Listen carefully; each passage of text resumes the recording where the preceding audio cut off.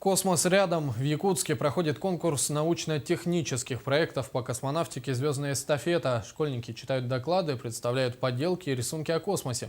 Основными целями конкурса организаторы считают пропаганду достижений отечественной космонавтики, а также поиск и поддержку талантливой и творческой молодежи. Сергей Алексеев продолжит. В художественной секции организаторы конкурса ничем не ограничили полет детской фантазии. Через рисунки, слайды и короткометражки школьники показали, каким они видят космос.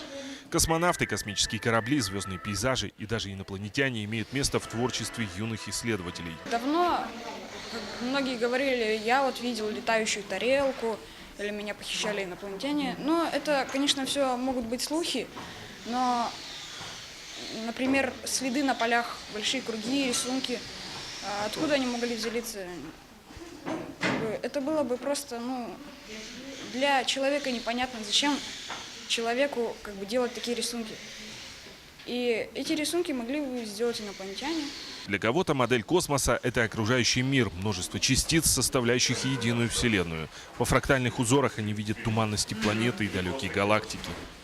Фракталы связаны с космосом, географией, математикой, почти со всем.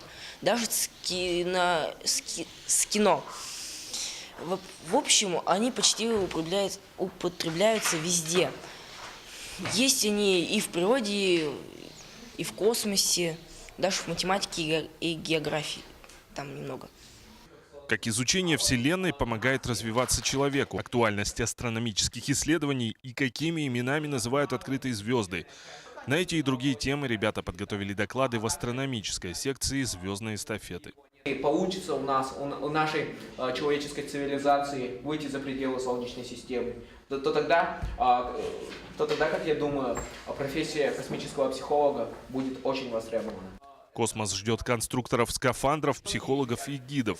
Кристиан рассказал о космических профессиях.